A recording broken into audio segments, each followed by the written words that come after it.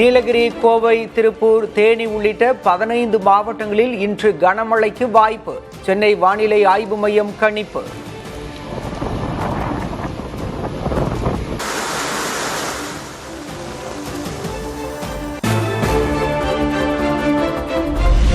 சென்னையில் இன்று ஒரு சில பகுதிகளில் மழை பெய்ய வாய்ப்பு. அதிகபட்ச வெப்பநிலை 36 முதல் 37 டிகிரி செல்சியஸை ஒட்டி இருக்கக்கூடும் என கணிப்பு.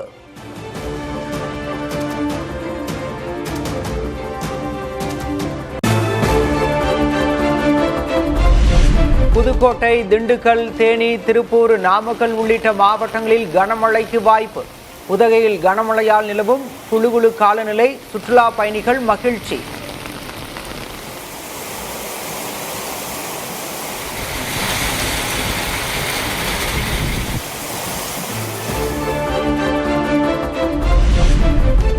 தெற்கு சீனாவின் பல்வேறு பகுதிகளில் கனமழையால் குடியிருப்புகள், விளைநிலங்களை சூழ்ந்த வெள்ளம். பாதிக்கப்பட்ட மக்கள் வெளியேற்றம், மழைநீரை அகற்றும் பணிகள் தீவிரம்.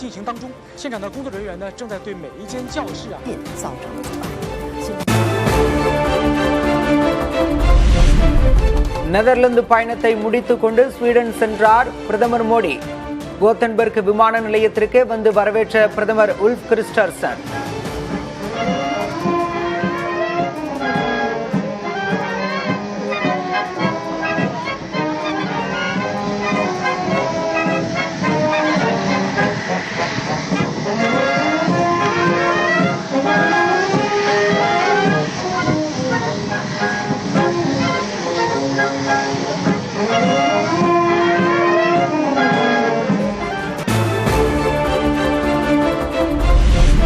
ஸ்வீடன் சென்ற பிரதமர் மோடிக்கு இந்திய வம்சாவளியினர் ஆரவாரத்துடன் வரவேற்பு. கோத்தன்பர்க் விமான நிலையத்திற்கு வெளியே கூடியவர்களை பார்த்து கையசைத்து உற்சாகம்.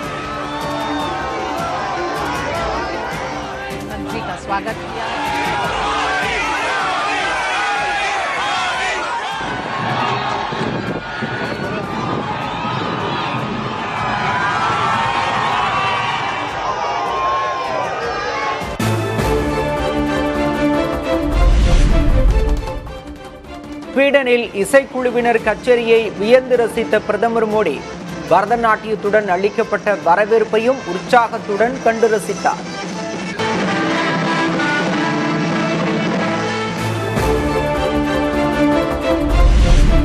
பிரதமர் மோடியின் விமானம் ஸ்வீடன் வான்பரப்பிற்குள் நுழைந்தவுடன் உச்சக்கட்ட பாதுகாப்பு. போர் விமானங்கள் சூழ சென்ற காட்சிகள் வெளியீடு.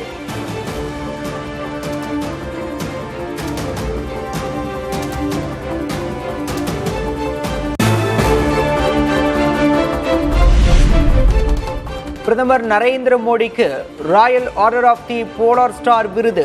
இருதரப்பு உறவை வலுப்படுத்தியதற்காக ஸ்வீடன் கௌரவம்.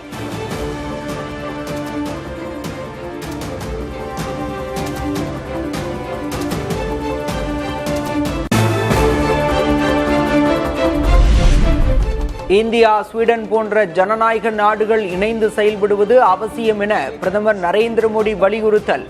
பயங்கரவாதம் மனித குலத்துக்கே சவால் என்றும் பேச்சு.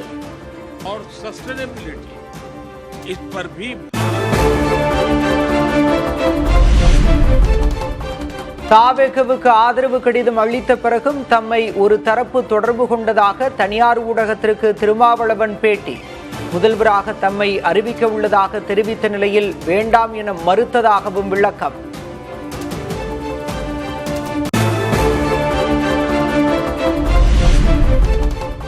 அதிமுக பொதுக்குழுவை கூட்ட ஆர்வம் காட்டும் எஸ்பி வேலுமணி தரப்பு.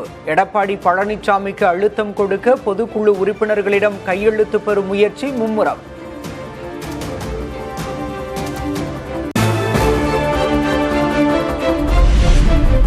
எஸ்பி வேலுமணி தரப்புக்கு ஆதரவாக அதிமுக பொதுக்குழு உறுப்பினர்கள் யாரும் கையெழுத்திட வேண்டாம். பொதுக்குழு கூட்ட முயற்சி நடக்கும் நிலையில் எடப்பாடி பழனிசாமி தரப்பு வலியுறுத்தல் என தகவல்.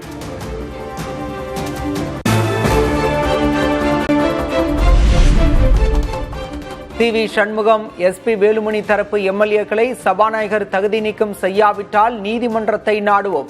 எடப்பாடி பழனிசாமி ஆதரவு அதிமுக எம்பி தனபால் எச்சரிக்கை.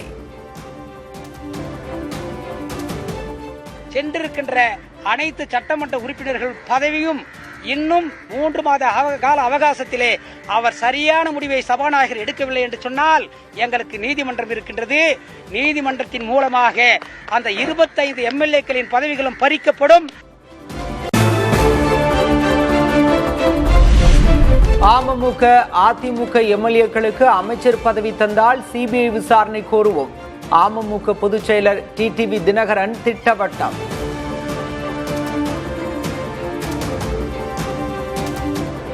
எங்களது எம்எல்ஏவோட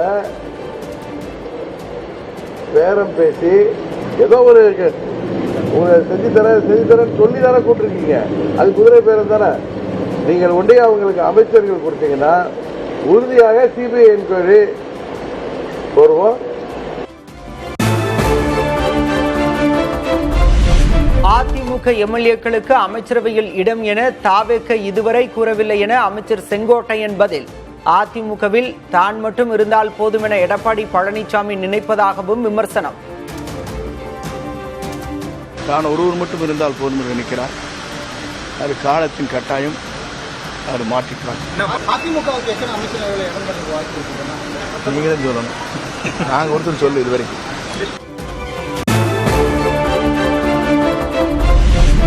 திமுக தலைவர் ஸ்டாலினுக்கும் தனக்குமான நட்பு அரசியலுக்கு அப்பாற்பட்டது என ரஜினிகாந்த் பேட்டி. 40 ஆண்டுகளை கடந்து இருவரும் நல்ல நண்பர்கள் என்றும் விளக்கம்.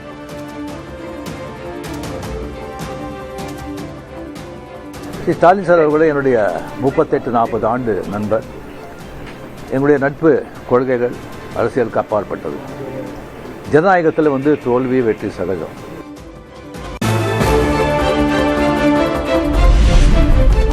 விஜய் முதல்வராவதை தடுத்தாரா நடிகர் ரஜினிகாந்த்? அரசியல் தலையீடுகள் எதிலும் தான் பங்கேற்கவில்லை என விளக்கம். ஒரு நண்பனுங்கிற முறையில் நட்பு முறையில் அவர் போய் நான் பார்த்தேன். அதுக்கு நான் எங்கள் விஜய் சிஎம் ஆகக்கூடாது, பவருக்கு வரக்கூடாது, அதை தடுக்கிறதுக்கு ரஜினி அங்கே போயிருக்காங்க. வேறு ஏதோ 2 பெரிய பார்ட்டியை சேர்க்கணும்னு சொல்லி பேசுகிறாங்க அப்படின்னு சொல்லி விமர்சனங்கள் வெளியே வருது. அந்த சூழ்நிலையில் தான் அதெல்லாம் பேச முடியுமா? அப்படி பேச ஒரு தரங்கெட்ட ஆள் ரஜினிகாந்த் இல்லை.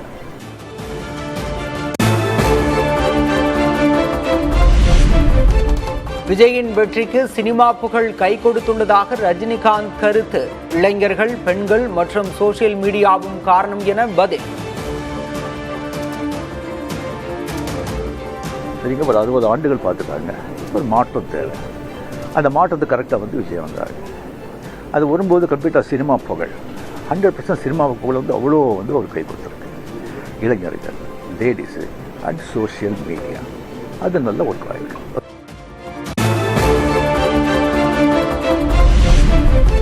விஜயின் தொண்டர்கள் தவறு இழைக்காமல் செயல்பட வேண்டும். தாவேகவினருக்கு நடிகர் ரஜினிகாந்த் அறிவுரை.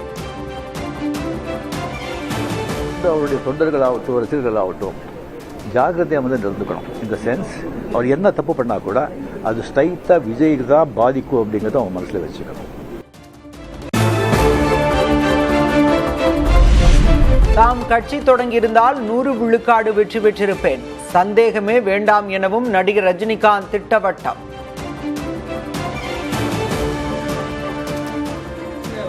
தேர்தல் கட்சி வச்சிருந்தா வெற்றி பெற்றலாம் என்ற ஒரு சொல்லப்படுகிறது. அது நினைக்கிறீங்களா?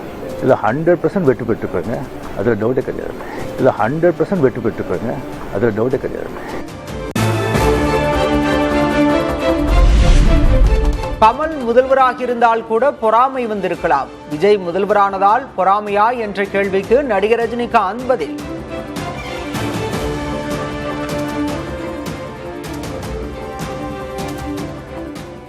விஜய் மேலே எனக்கு பொறாமை. நான் அரசியல் இல்லை, அரசியல் நான் இல்லைன்னு சொல்லி விலகி ஆச்சு. அரசியல் நான் இல்லாத போது அவர் மேலே எனக்கு ஏன் பொறாமை? ஒருவேளை கமல்ஹாசன் ஏதாவது முதலமைச்சர் தான் எனக்கு பொறாமை வந்திருக்குமோ என்னமோ தெரியாது. அப்போ கூட வந்திருக்காது. கிடைக்கிறது கிடைக்காம இருக்காது, கிடைக்காம இருக்கிறது கிடைக்காது.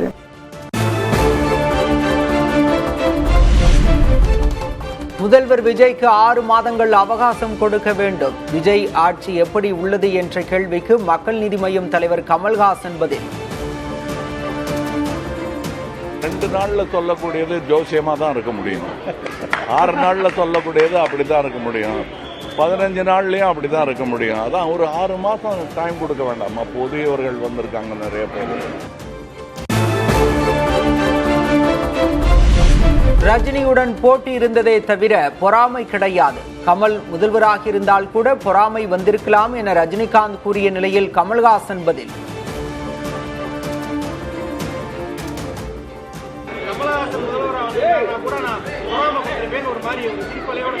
சிரிப்போட தான் சொன்னாரே தவிர நாங்கள் 2 பேருமே ஒருத்தர் பார்த்து பொறாமப்பட்டது கிடையாது. போட்டி போடுவோம்.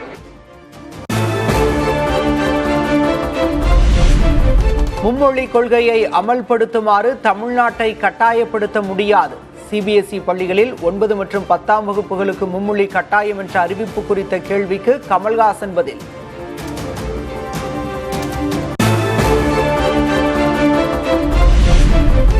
$10.5 லட்சம் கோடி கடன் தொடர்பான அமைச்சர் கீர்த்தனா பேச்சுக்கு முன்னாள் நிதியமைச்சர் தங்கம் தென்னரசு கண்டனம். உண்மைக்கு புறம்பாக நிதி நிர்வாகம் குறித்த அடிப்படை புரிதலின்றி அமைச்சர் கீர்த்தனா பேசியிருப்பதாகவும் பதிலடி.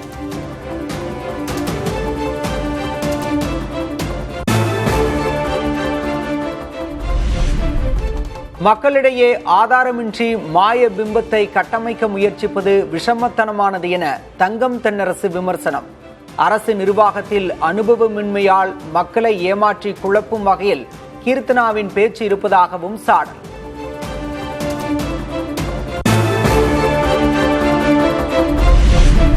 தமிழ்நாட்டில் மும்மொழி கொள்கையை தொடர்ந்து எதிர்க்க வேண்டும். தாவேக அரசுக்கு திமுக எம்பி கனிமொழி வலியுறுத்தல். நாங்கள் ஆட்சி பொறுப்பில் இருந்த பொழுதும் சரி இப்பொழுதும் சரி அதை ஏற்றுக்கொள்ள முடியாது என்று எதிர்த்து கொண்டிருக்கிறோம். புதியதாக பதவி ஏற்றுக்கொண்டிருக்கக்கூடிய அரசாங்கம் அதை நிச்சயமாக தமிழ்நாட்டில் இருக்கக்கூடிய மக்களின் உணர்வுகளை புரிந்து கொண்டு அதை தொடர்ந்து அவர்களும் எதிர்க்க வேண்டும். நீட் தேர்வை ரத்து செய்ய கோரி சென்னை எழும்பூரில் ரயிலை மறித்து இளைஞர் காங்கிரசார் போராட்டம். மத்திய அரசுக்கு எதிராக முழக்கம் எழுப்பியவர்களை குண்டுக்கட்டாக கைது செய்த காவல்துறை.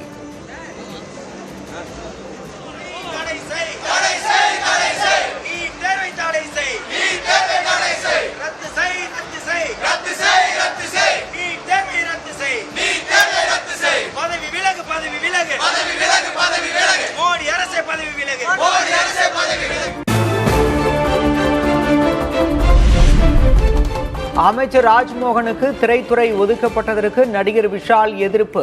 30 ஆண்டுகள் திரைத்துறையில் அனுபவம் கொண்ட முதல்வர் விஜய் வசம் இத்துறையை கவனிப்பதே சரியாக இருக்கும் எனவும் கருத்து.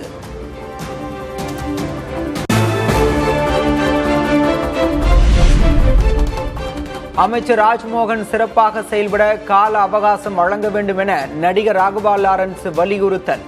முதல்வர் விஜயின் முடிவுக்கு மதிப்பளிக்க வேண்டும் என நடிகர் அருண் விஜய் கருத்து.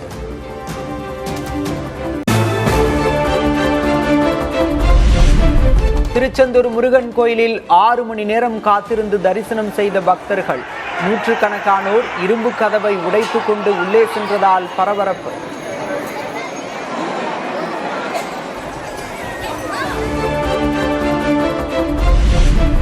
உலக புகழ்பெற்ற உதகை மலர் கண்காட்சி இன்று தொடங்குகிறது. சுற்றுலா பயணிகளை கவரும் வகையில் சிறப்பு ஏற்பாடுகள் தீவிரம்.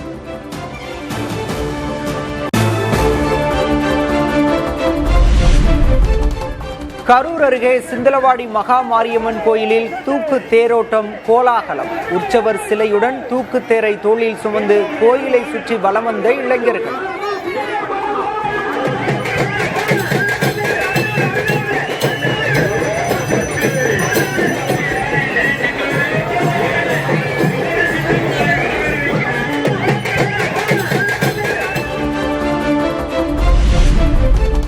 இஸ்லாமியர்களின் தியாக திருநாளான பக்ரீத் பண்டிகை வரும் 28ஆம் தேதி கொண்டாடப்படும். தமிழ்நாடு தலைமை காஜி அதிகாரப்பூர்வ அறிவிப்பு.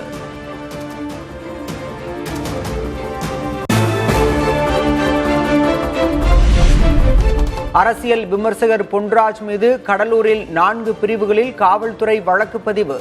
தாவேக பெண் நிர்வாகிகள் பற்றி அவதூறு கருத்துக்களை வெளியிட்ட புகாரில் நடவடிக்கை.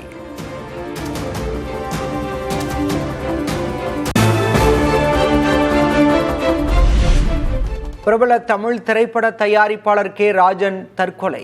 சென்னை அடையாறு ஆற்றில் குதித்து விபரீத முடிவு.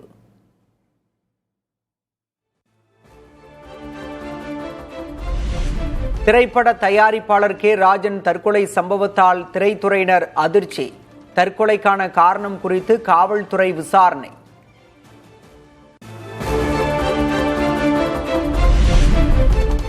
மதுரையில் போராட்டத்தில் ஈடுபட்ட அரசு ஹோமியோபதி மருத்துவக் கல்லூரி மாணவ மாணவிகளுடன் அமைச்சர் நிர்மல்குமார் பேச்சுவார்த்தை. எழுத்துப்பூர்வமாக உத்தரவாதம் அளிக்காததால் தொடரும் மாணவர்களின் போராட்டம்.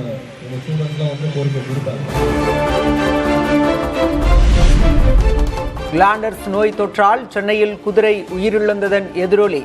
உயிரிழந்த குதிரை இருந்த இடத்தை சுற்றியுள்ள பகுதிகளில் குதிரைகளுக்கு பரிசோதனை தீவிரம்.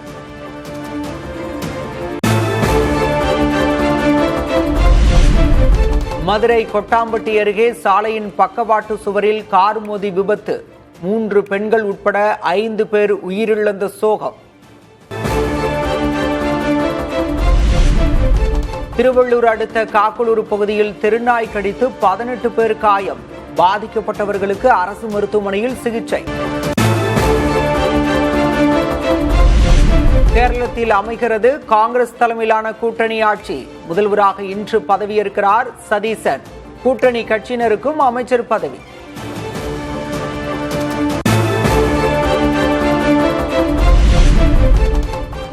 ஜம்மு காஷ்மீரின் பன்சாத்நாத் பகுதியில் நடைபெற்ற பாரம்பரிய மீன்பிடி திருவிழா. உற்சாகத்துடன் மீன்களை பிடித்ததுடன் ஏரியையும் தூய்மைப்படுத்திய மக்கள்.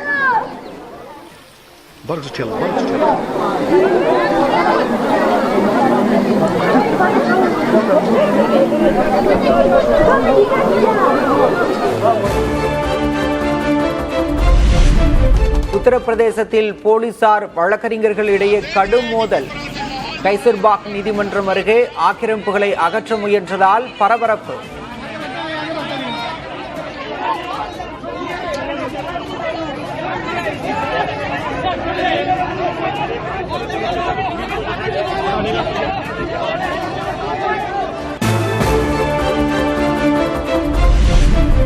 அமெரிக்கா ஈரான் இடையான தற்காலிக போர் நிறுத்தத்தை நீட்டிக்க 5 நிபந்தனைகளை விதித்த அமெரிக்கா. பதிலுக்கு ஈரானும் நிபந்தனைகளை விதித்ததால் முடங்கும் அமைதி பேச்சுவார்த்தை. ஈரான் வேகமாக செயல்படாவிட்டால் எதுவும் மிஞ்சாது என ட்ரம்ப் எச்சரிக்கை. ஈரானுக்கான நேரம் நெருங்குவதாகவும் பேச்சு.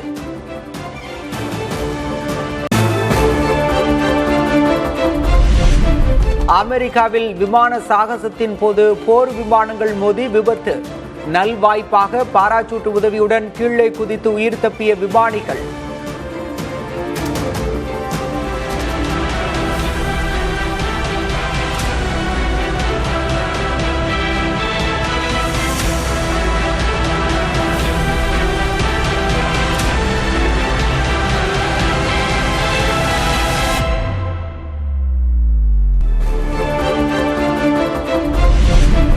ஆப்பிரிக்காவில் எபோலா தொற்று தீவிரமடையும் நிலையில் அதை சர்வதேச மருத்துவ அவசர நிலையாக அறிவித்தது உலக மருத்துவ நிறுவனம். காங்கோ, உகாண்டா நாடுகளில் 80 பேர் உயிரிழந்த நிலையில் 200க்கும் மேற்பட்டோருக்கு சிகிச்சை. ரஷ்ய தலைநகர் மாஸ்கோவை குறிவைத்து யுக்ரைன் ஏவுகணை தாக்குதல். இந்தியர் உட்பட 4 பேர் உயிரிழப்பு, 12 பேர் காயமடைந்ததாக தகவல்.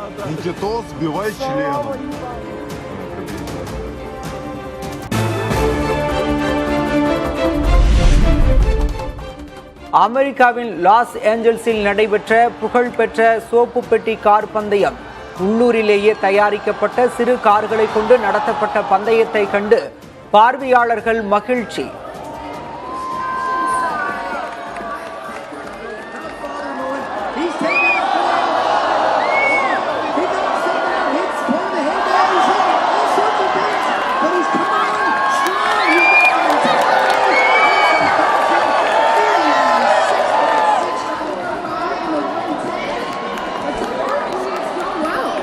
Might be our second fastest team. They're inching towards the 45-second mark. Fastest time so far, 36.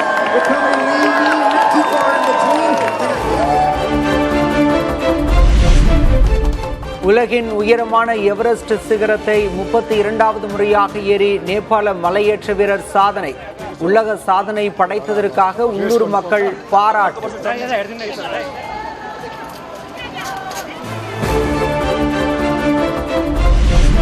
IPL cricket தொடரில் பிளே ஆஃப் சுற்றுக்குள் முதல் அணியாக சென்றது பெங்களூரு அணி.